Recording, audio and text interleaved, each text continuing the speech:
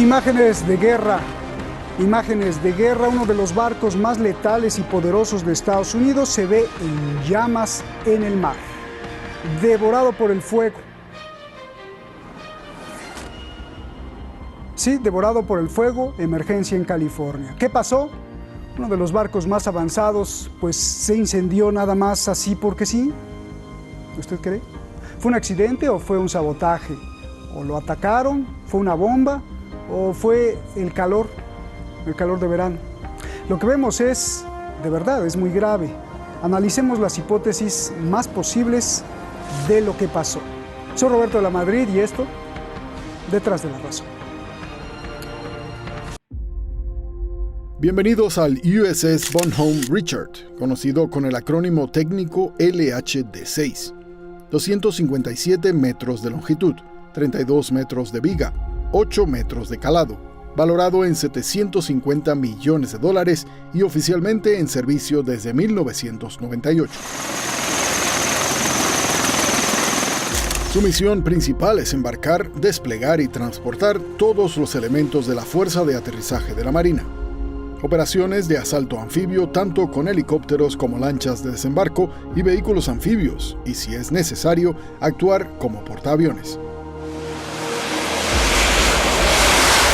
A bordo van 2.000 soldados y 1.100 técnicos, expertos o personal complementario. Está armado con misiles tierra-tierra, tierra-aire y tierra-mar, y sistemas de defensa antimisiles. Además, 6 cazas Harrier II y cazabombarderos Lightning II, 12 helicópteros y 12 aeronaves de rotores. Participó en diferentes operaciones desde vigilancia en el Golfo Pérsico hasta ataque directo en las guerras de Irak y Afganistán. La mañana de este domingo 12 de julio de 2020, mientras el USS Bonhomme Richard estaba atracado para mantenimiento en la base naval de San Diego, ocurrió esto.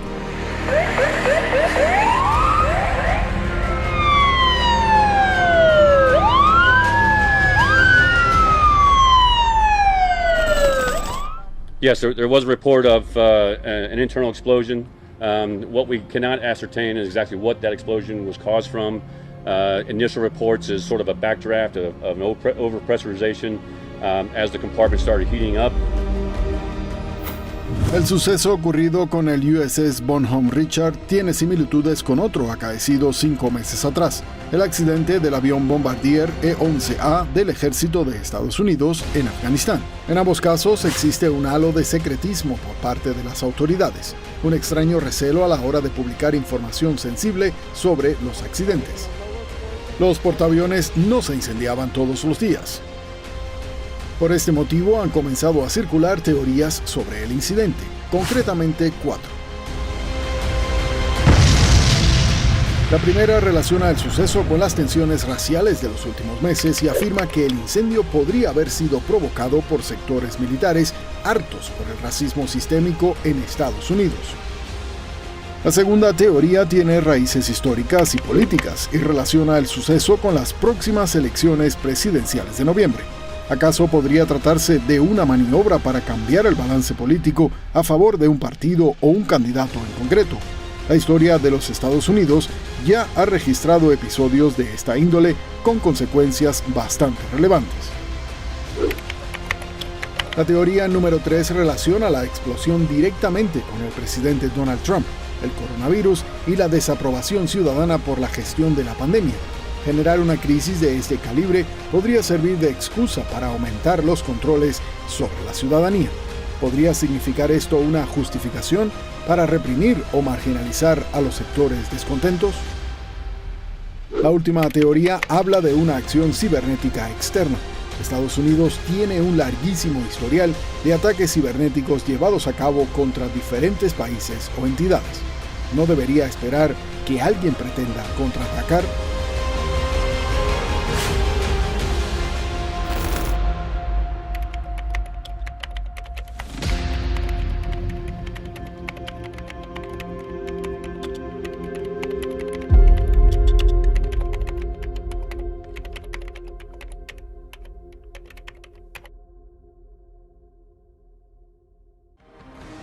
Muchísimas gracias al equipo Detrás de la Razón, muchísimas gracias a usted, como siempre, a usted porque es la razón de este programa. Vamos directamente con nuestros analistas porque hay muchas preguntas, como usted ya vio, muchas hipótesis.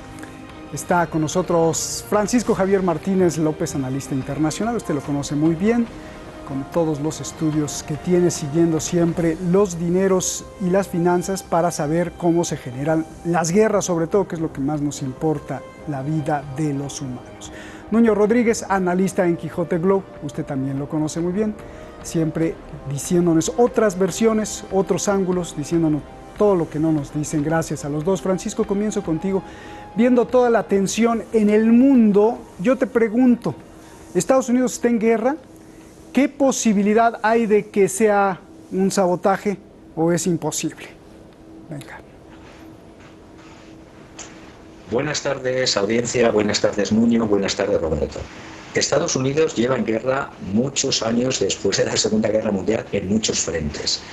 De las hipótesis que habéis barajado, yo consideraría plausible, a mi parecer, a mi modesto parecer, la cuarta, los ataques cibernéticos, porque quiero señalar que aquí se ha producido un ataque a un buque portaaviones norteamericanos, el Bonhomme Richards, pero es que incendios en portaaeronaves están empezando a ser muy frecuentes, y pongo dos casos además. El portaaviones ruso Almirante Kuznetsov, el 12 del año pasado, y en este mismo año, el 11 de abril, el primer portahelicóptero chino de clase LHD de tipo 075, también todos han sido en puertos, es decir, el Almirante Kuznetsov fue en el puerto de Murmansk, en el norte de Rusia, y el del portahelicópteros chino ha sido en un puerto de Shanghai. Es decir, eso en cuanto a los ataques que se están produciendo no solo contra portaaviones norteamericanos, sino también ruso y chino. Incidiría también para ver si podemos tocar este tema. Se está preparando una guerra en abierto, sí o sí, entre los Estados Unidos y China. Y además China está ejerciendo de... siempre que hay una primera y segunda potencia, la segunda quiere ocupar el puesto de la primera y ejercer su papel de imperio y de imperialismo. Estoy hablando de las tensiones que se están generando y yo siempre me pongo a favor de los pequeños estados. Tengo esa deficiencia o esa situación como cuando en la escuela me ponía a favor del que maltrataban.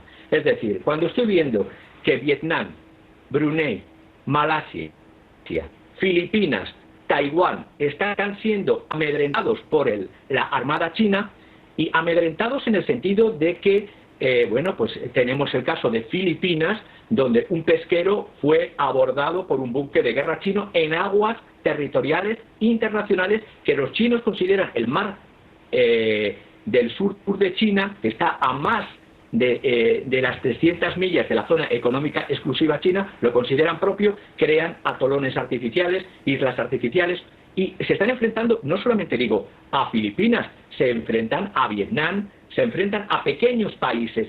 En esa guerra de dos titanes, Estados Unidos y China, yo creo que tarde o temprano va a haber un enfrentamiento en el Océano Índico y en el Océano Pacífico, cosa que China cree que tendría el 100% de ganar, o Estados Unidos el 100% de ganar. Si ganase China a Estados Unidos, el vencedor, si no interviene, como creo que no intervendría, Rusia directamente hablando, sería Rusia tanto en una situación como en otra, porque si China gana a Estados Unidos se retiraría de territorio europeo y Rusia ocuparía los antiguos territorios que había en la Segunda Guerra Mundial.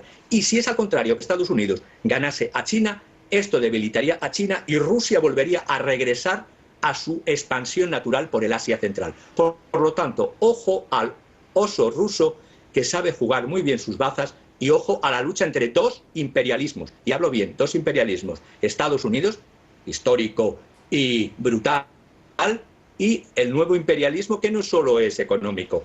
Se están enfrentando a pequeños estados para quedarse con los recursos pesqueros, los recursos gasísticos y los recursos petroleros que están en esas islas, las Islas Spratly y las Islas Paracelso y las Islas Scarborough Shoal, que pertenecen unas a Filipinas, otras a Vietnam, Malasia, Indonesia, y que se consideran chinas, aunque estén más allá de las 300 millas.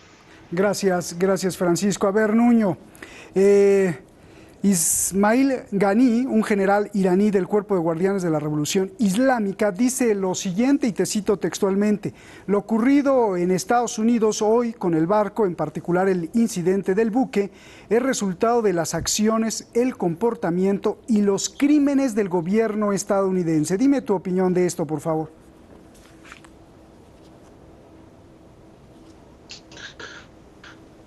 Es pronto para concluir con una de las hipótesis que pueden llegar, ¿cierto? Siempre se pueden encontrar elementos para conformar una narrativa que te muestre una conspiración, un sabotaje, una acción pero de momento no creo yo que sea sensato, desde el punto de vista del analista, sumarse a una de esas opiniones. Y lo es porque, bien claro, es bastante complejo saber qué clase de sabotaje ha podido llegar a ser, cómo se ha podido llegar a cometer, qué actores estaban implicados y cómo se ha podido llegar a cristalizar en una explosión o en una deflagración dentro de un portaaviones de una nave muy vigilada de los Estados Unidos. Hay que tener en cuenta que si queremos hablar de sabotaje, tenemos que hablar de un sabotaje exterior o de un sabotaje interior, como bien estabais apuntando en la primera hipótesis. Un sabotaje exterior es bastante extraño que se hubiese podido llegar a suceder.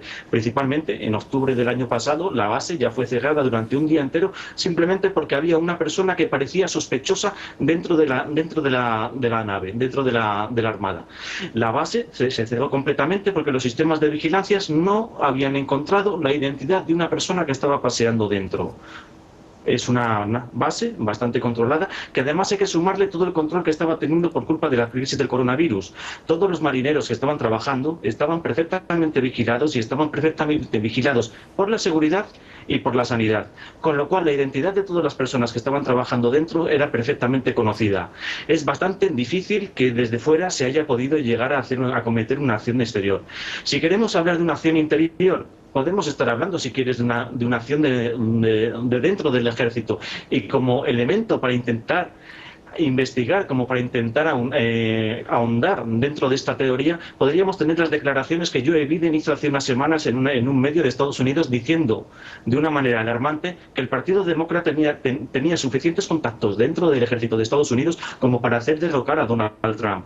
Eran unas palabras alarmistas que podían hacer pensar en un golpe de Estado o en algo totalmente inusual dentro de los Estados Unidos. Igualmente, no es algo que se puede llegar a probar. No tenemos elementos para conformar una narrativa, no podemos ni siquiera formar una hipótesis seria sobre la que aplicar una metodología de investigación. Las palabras del general iraní son comprensibles pues dentro de la posición geopolítica que puede tener Irán y dentro de la cuarta teoría del ciberataque, porque un ciberataque, si no ha tenido que entrarse de una manera física dentro de la base, si se ha podido hacer de una manera remota, a través de ordenadores, a través de programas informáticos, puede llegarse a pensar en un sabotaje, pero un sabotaje físico, tanto interior como exterior, es bastante descartable con los elementos que tenemos ahora mismo sobre la mesa. Sí que cabe destacar la poca información que está dando la propia base naval, la deficiencia en la comunicación que está teniendo su jefe de operaciones de prensa y de comunicaciones y otros tantos asuntos que podríamos llegar a tildar de un poco oscuros y que sí que podrían estar invitándonos a pensar cosas un poco extrañas, pero no es labor del analista hacer cábalas, hacer divulgaciones y mucho menos sacar conclusiones con la poca información que tenemos al respecto a día de hoy. Gracias por este panorama. A ver, Francisco, tú ya hablaste del tit for tat, o como se dice, ojo por ojo, diente por diente, es decir, por ejemplo, el avión E-11A que se cayó en Afganistán misteriosamente, pues el grupo armado talibán dijo: yo lo derribé por todo lo que ha hecho Estados Unidos. Ya hablaste de esto, solo dame la réplica de lo que dice Nuño para pasar a la siguiente hipótesis, por favor. Sí, muy rápido. Yo no estoy diciendo que crea exactamente, porque ningún analista podemos tener a ciencia cierta, sobre todo en temas militares, que fíjate lo que pasó con el desastre del Maine, que supuestamente fue el casus belli que permitió a Estados Unidos entrar en la guerra hispano-cubana y que lógicamente fue provocado o interiormente del propio buque de los Estados Unidos, pero España no tuvo nada que ver ahí. Y para terminar, también tendríamos que preguntarnos por qué no hay información del incendio y muertes, que ahí sí hubo muertes, del portaaviones ruso Almirante Kuznetsov, y tampoco hemos sabido nada, ahí sí que no se ha sabido nada, del incendio también en puerto de otra nave similar, portahelicópteros chino tipo 075 en la base de Shanghai. Es decir, en temas militares empieza a ser frecuente, es lo que yo he querido decir, empieza a ser frecuente, no sé la causa, pero empieza a ser frecuente tanto en buque chino, en buque ruso y en buque norteamericano. Simplemente eso. Sí, a lo mejor estamos entrando a una nueva forma de guerra, Francisco. A ver, pasemos a la siguiente hipótesis. Miembros de la propia Armada estadounidense, militares cansados del racismo, lo hicieron, uno por un lado, y como ya hay poco tiempo, la siguiente hipótesis también, el propio Donald Trump lo mandó a hacer porque pues, se ha equivocado en el coronavirus y se ha equivocado en muchas cosas, y entonces así con esto puede haber más represión. Dime tu análisis de esto, o las desechamos o qué hacemos con ellas, Francisco. Personalmente las desecho, porque entonces tendría que pensar que el ataque al portahelicópteros chino es porque los maltratados uigures, turcómanos, musulmanes de China han boicoteado esto, es decir, una cábala loca. O pensaría que el portaaviones ruso ha sido atacado, yo qué sé, pues por ucranianos infiltrados que querían. No creo, personalmente, no tengo ninguna base para creer en esas teorías conspiranoicas por una parte, el de Estados Unidos haya sido por los demócratas y en el otro caso haya sido el del Kuznetsov, pues por vete tú a saber quién, y el de los chinos, pues por los uigures, es decir, no creo. Bien, a ver, Nuño, ya sé que dices que una hipótesis seria con metodología pues no se puede, pero también me gustaría ir como descartando las voces populares que sí fabrican este tipo de hipótesis y que finalmente pues afectan la opinión pública. Paso a la siguiente, y además que pues no se incendia un portaaviones todos los días, ¿no? Que eso también es extraño, Nuño. Lo mismo que le preguntaba, el racismo, los soldados están cansados del racismo, incluso vimos ahí muchos policías que se hincaron y a los militares se les usó para reprimirlos. Ese es por un lado. Ya tocaste lo del Partido Republicano y Partido Demócrata, esa guerra que dijo Joe Biden. Y entonces te pregunto, el racismo, las protestas, la gente furiosa en Estados Unidos que haya podido hacer esto, o una orden de Donald Trump para distraer toda la atención, ya que también él es especialista en estas cosas de magia, por favor. Pues es que lo que hay que tener en cuenta es a quién está beneficiando en estos momentos que se incendie un portaaviones o un buque de la Armada. Y en estos momentos no está beneficiando a nadie precisamente porque no se sabe qué es lo que ha pasado. Una vez que haces un sabotaje, tienes que tener bien claro que la opinión pública se va a dirigir hacia tus intereses. Y en estos momentos la opinión pública no se está dirigiendo hacia ningún, porque hay un secretismo que está impidiendo a la opinión pública tener una dirección fija sobre lo que tiene que pensar en este asunto. Si queremos hablar del racismo, está claro que todo el tema del Black Lives Matter y todo el tema de las protestas y de las estatuas en Estados Unidos es parte de una operación, son tácticas de una operación mucho más amplia dentro del Estado profundo que está ejerciendo el poder de facto en Estados Unidos. Y si queremos ver el accidente que ha habido en la base naval como parte de esta táctica, como parte de estas operaciones, tendríamos que tener también bien claro qué actores han entrado en juego y qué actores estarían intentando construir una narrativa que les beneficiase. No estamos viendo nada de eso a día de hoy. Que haya sido Donald Trump para exactamente lo mismo, para conducir la opinión pública hacia su beneficio, estaríamos exactamente en la misma situación. Tendría que haber ya actores que estuviesen dando sentido a lo que está sucediendo en la base naval de San Diego ahora mismo. Y no estamos viendo nada de eso. Con lo cual estamos viendo un sabotaje que es total y absolutamente estéril a la hora de manipular la opinión pública, porque la opinión pública ahora mismo no tiene ninguna dirección a la que acercarse en aras de este incidente. ¿Qué es lo que ha pasado? Tenemos que esperar a ver qué actores son los que intentan construir una narrativa, tenemos que esperar a ver si puede haber investigaciones independientes que nos estén dando más datos sobre lo que ha pasado dentro de ese buque, o simplemente pues tendremos que empezar a construirla nosotros, pero a día de hoy no se puede decir ni se puede intuir que haya sido una de las dos facciones que están en pugna dentro de Estados Unidos la que haya sido responsable del acontecimiento en la base naval.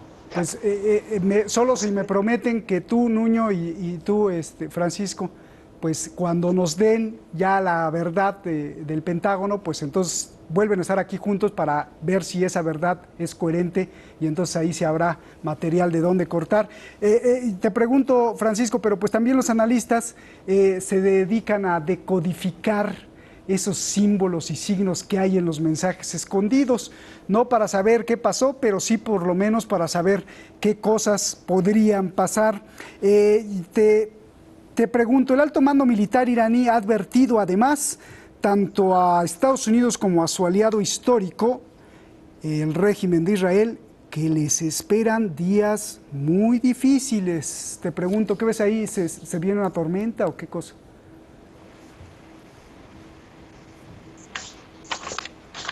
Francisco.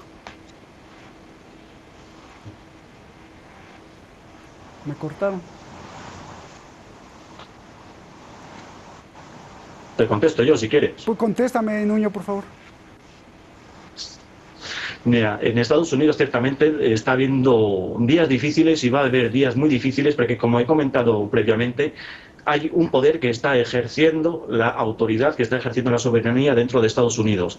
No es inconcebible que esté sucediendo lo que sucede en Estados Unidos a muchísimos niveles, tanto dentro de la policía como dentro del ejército, como dentro de los propios partidos políticos, teniendo unas claras definiciones de cuál es la ejecución política que tiene que hacer cada administración dentro de su mandato. A día de hoy se puede decir que hay mucha gente mandando dentro de Estados Unidos y eso hace prever que antes o después va a haber confrontamientos abiertos dentro de sus propias filas. Oye, Israel, ¿qué tiene que ver? Israel, la verdad que está teniendo un papel bastante complicado. O sea, el otro día estábamos hablando de lo que sucedió con el general Soleimani y fue la primera vez en la historia de Israel en la que se desmarcó de la política exterior de Estados Unidos. Israel en estos momentos también va a tener dentro de sí mismo, también lo comentamos en otro programa, que está teniendo una guerra política dentro de sí mismo porque quieren resignificar qué es lo que es Israel.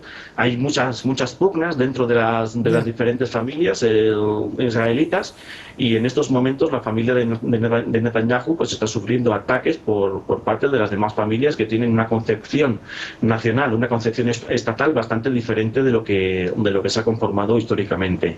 Tendremos que ver cómo van a evolucionar las líneas de las políticas exteriores de ambos países, pero dentro de sus propias filas hay mucha gente luchando porque la política exterior de ambos cambie totalmente. Bien, te decía, Francisco, que los analistas pues también se dedican a descifrar esos códigos que hay a veces en los mensajes. El alto mando militar iraní ha advertido además tanto a Estados Unidos como a Israel que les esperan días muy difíciles y te pregunto, ¿se viene una tormenta? Yo lo que estoy viendo es que la tormenta ya está también en el interior del Parlamento iraní y se está acrecentando. Estas son las informaciones que tengo de ambos lados, de Irán interior y de Irán exterior. La situación es que en todos los regímenes y más con esta situación de pandemia se están produciendo tensiones en España, en Francia, en Irán, en Israel. Pero la realidad es que el propio Parlamento de Irán hace unos días ha tenido una situación de enfrentamientos justamente por cómo se está llevando la política exterior. No puedo decir nada más. Te agradezco mucho. Gracias. Gracias, Francisco. Ya haremos pues más programas. Se comprometieron los dos a venir para seguirles preguntando.